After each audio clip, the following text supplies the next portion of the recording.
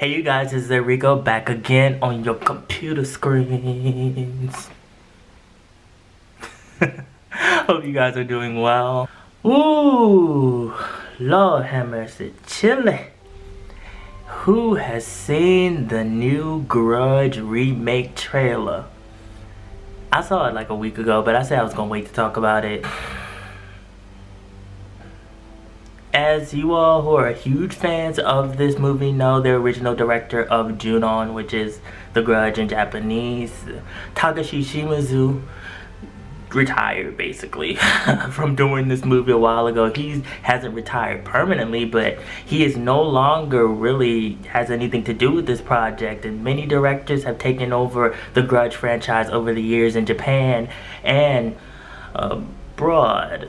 What was going on in America with The Grudge 3? Like, I refused to watch that, and then I said I'm gonna go ahead and watch it. I broke down and watched it. I wish I hadn't, because that whoever wrote that script, it was flimsy and it made no sense. One thing about the continuation of the Grudge movies is that they all flow and connect some type of way. Even the Japanese movies connect to the English releases.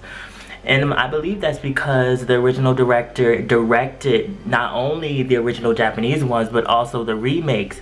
So he said in an interview one time that actually the remakes, as we call them, we as Americans, we call them remakes, but actually they were continuations. So the Grudge 1 and Grudge 2 were actually continuations of Junon. And before Junon, there was Junon the Curse, Junon the Curse 2, which were video movies basically. I believe there was also Junon White Ghost, Junon Black Ghost, and there was also other movies. There is about 10 movies in all. I've heard people say there was like 14 movies, but I do believe there's about 10, with Junon the Final Curse being the last one. I really enjoyed Junon the Beginning of the End. That was good. The Final Curse is like a continuation of the beginning of the end, and the franchise has had a very long life.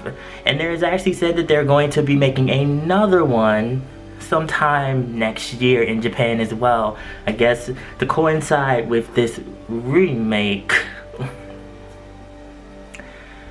So I watched the trailer and it looks like any other horror movie. I'm very concerned because how is this movie gonna tie into what Shimizu had done with this franchise? And there's always some type of connection that all the other directors did when they made these movies, and it has to connect some type of way. Can we talk about Kayako? Kayako the ghost and her child are the originators of the Grudge curse, and how she looks in this remake. I noticed she don't really look the way she's supposed to be looking, and she real whitewashed. I don't know if it's just me, but I'm like, okay, you looking real pasty and baked up. You don't even look Asian here.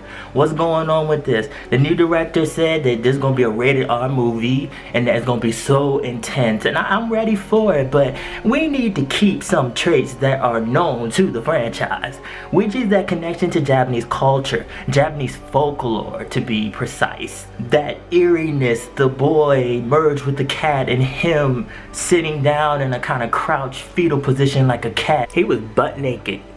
He sat up there on set butt naked. I mean, imagine how much of a challenge that was to get all that special effect makeup on your body, the eyeliner, all that white paint, and then sit up there in a fetal position butt naked. I mean, I commend all those child actors that played him.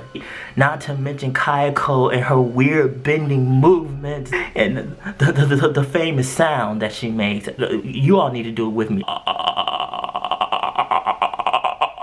We need all of that. All of it.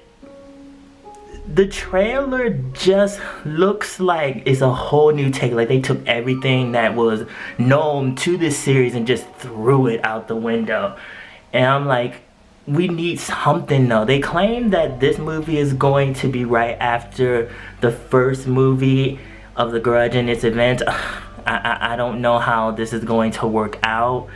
The Grudge 3 made a really huge mistake with not connecting the dots correctly. It was very sloppy. How they went and made the whole curse be in an apartment. How the curse gonna be in an apartment when Kayako was not killed in an apartment? They talk about that someone brought the curse and it was unleashed. That makes no sense because that's not how the curse originally worked. So, like, please follow the original structure of how the curse was made, at least. And I wish it had never been made. They should have left it alone. I really love this series. I know not everybody does. The series has this certain type of formula when telling the story and having different storylines together. That's just The Grudge. Some people don't get it. They don't understand it. It's confusing to them. But for people that really understand Japanese culture and understand the origin of Junon, know why that's so eerie. People compare that to the quote-unquote remakes of The Grudge and The Grudge 2, and they say, well, those were more freaky and they scared me when I was a child. But that's because the original director had more at his disposal. Where in the original Junons, he didn't have that much. It was basically mostly like a regular video camcorder, and he took all of this and made it so simple, but in the simplicity there was a terror that creeps up on you very slowly. The American remakes is definitely more wild. You also have to remember the rules of the curse of Kayako. So if you go into the house where she was murdered with her son, you get cursed until finally you're taken away to all damnation. I believe The Grudge 3 did a very bad job of going with the original rules, and remembering them was very sloppy.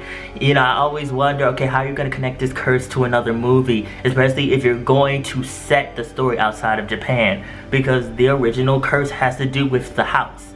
So I'm like, okay, you need to be very smart about this. Okay, did someone go to Japan and take a brick out of Kayako's old house and use it to build this new house in America, and then all the people that go into this house are cursed? What is it? You gotta be smart with it. Please do not take my idea. I'm gonna copyright that. Yeah. But you know, if it messes up what we all know to be The Grudge, as far as even the little traits, it doesn't have to completely follow everything, but we need something to be familiar with, and I believe that's Kayako and her son, and having that connect to the series. This new director, he said that, you know, he's gonna try to make the original director proud. I hope. So far, I don't know if he'll be proud with that trailer that I saw. You know, we need to kind of keep some type of Japanese, Asian essence to it, because that's where it comes from. Because if you erase it, then it's not really The Grudge anymore. And maybe the new generation who watches this, who don't know the original films, might be able to enjoy it and let that whole concept go over their heads. But for the people that know the original films and know even just the Grudge 1 and Grudge 2, not Grudge 3, we gonna forget that ever existed. Only scene that they seemed like they really kept that was the traditional Junon flavor was the shower scene. We all know that famous shower scene who's seen the original films. They use it all the time. They just basically had John Cho doing it. I mean, that's cool. I take it. I take it for what it is. Let's see how scary that this is. I'm glad that John Cho is getting another role somewhere. I mean, he's cool. I like him as an actor. I'm glad they added some Asian people to this film. He seemed like he's the only one. They couldn't find a Japanese woman and a little Japanese kid to play Kayako and her son. Like, just make it make sense. Please, make it make sense. How do you feel about this? Put your thoughts below. That's what the comment section is there for. Follow my social media, mostly my Instagram. I also have a blog on East Asian pop culture. The link is always below. And remember, be real, stay real, live in the real. Let me stop. And I will be back. I don't know. She might pop up behind me.